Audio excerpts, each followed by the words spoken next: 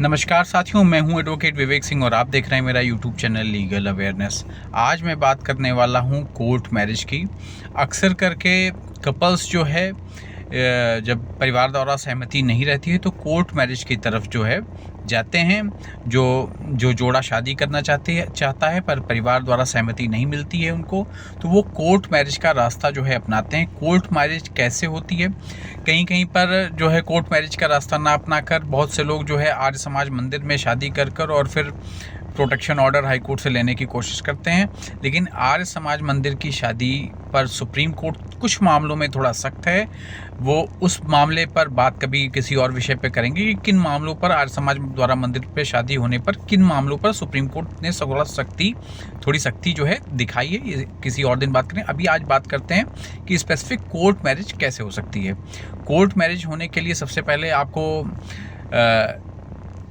आप पहले पता करेंगे कि कोर्ट मैरिज कहाँ होती है। तो कोर्ट मैरिज किसी भी ज़िले के रजिस्ट्रार के ऑफिस में होती है। रजिस्ट्रार को या सब रजिस्ट्रार को ये काम दिया जाता है। आप रजिस्ट्रार ऑफिस जाएंगे, पता करेंगे, तो वहाँ पर जो हर ज़िले में बना होता है, तो वहाँ पर जो है आपको जानकारी मिलेगी कि इनके अंतर्गत जो है सब रजिस्ट्रार करा रहे हैं या सब रजिस्ट्रार करा रहे हैं। तो वो शादी के लिए, मैरिज के लिए अलग सेक्शन जो है वो बना होता है।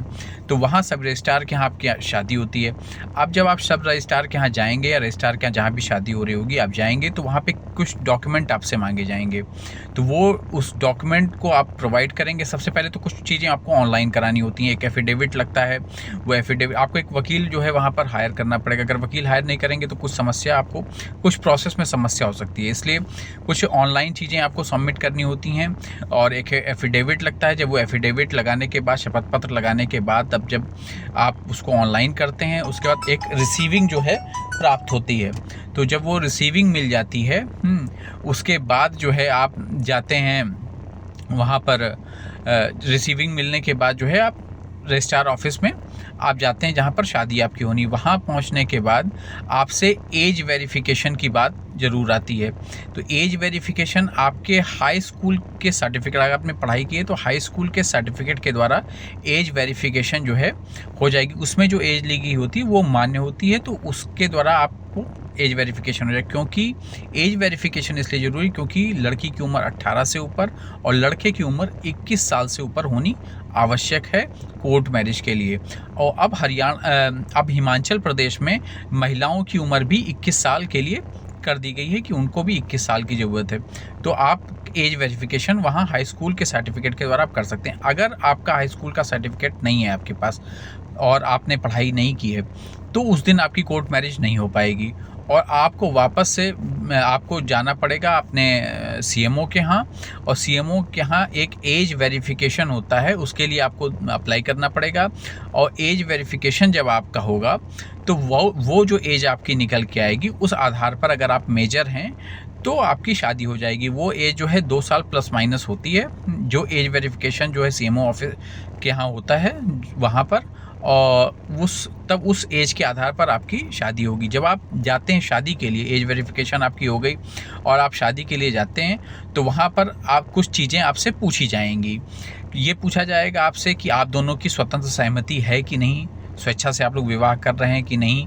अगर वहाँ पर कोई डाउट लगता है रजिस्ट्रार को या सब रजिस्ट्रार को कि नहीं, इन लोगों की सहमति नहीं, किसी दबाव के आधार पर ये लोग कर रहे हैं, तो शादी नहीं होगी। तो स्वतंत्र सहमति होनी चाहिए, एज आपकी होनी चाहिए। इस कोर्ट मैरिज में कास्ट का कोई बाउंडेशन नहीं होता कि किसी भी जात का किसी भी जात में कोर्ट मैरिज हो सकती है। धर्म का कोई बाउंडेशन नहीं होता है किसी भी जात का किसी धर्म में।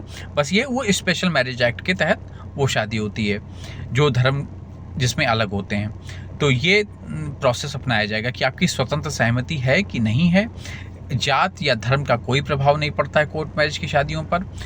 आपकी सहमति होनी चाहिए और मेजर होने चाहिए, ये 2 ग्राउंड हैं। फिर उसके बाद जब आपकी स्वतंत्र सहमति हो जाएगी, फिर एज के लिए वो देखेगा, एज देखेगा आपका, चाहे सीएमओ के यहाँ से प्रूफ हुआ है या आपका जो है प्रूफ हुआ है आपके हाई स्कूल के सर्टिफिकेट से, तो उस सर्टिफिकेट के नाते आपको वो वेरिफिकेशन मिल जाएगा। फिर उसके बाद जो है आपको 2 गवाह वहाँ पर चाहिए, 2 गवाह आप ले जाएंगे।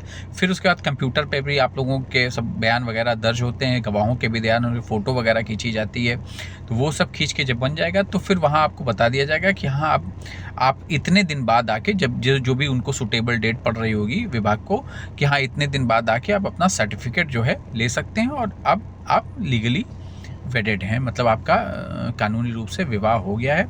कोर्ट मैरिज का ये छोटा सा प्रोसेस है, लेकिन काफ़ी कपल्स को इसको ज़रूरत लगती रहती है। और उसके बाद भी कभी कभी अपने यहाँ जो है पश्चिमी उत्तर प्रदेश, हरियाणा, पंजाब इत्यादि में या पूरे देश में ही कहीं ना कहीं ऑनर किलिंग के मामले आते हैं। तो कभी कभी लोगों को सिक्योरिटी की ज़रूरत पड़ती है, तो लोग हाई कोर्ट में रिट पिटीशन करते हैं और रिट पिटीशन करने के बाद वो अपनी सुरक्षा की मांग करते हैं और कोर्ट अक्सर करके अगर उनको लगता है कि हाँ वो जेन्युइन केस है तो उनको सुरक्षा जो है प्रदान करता है।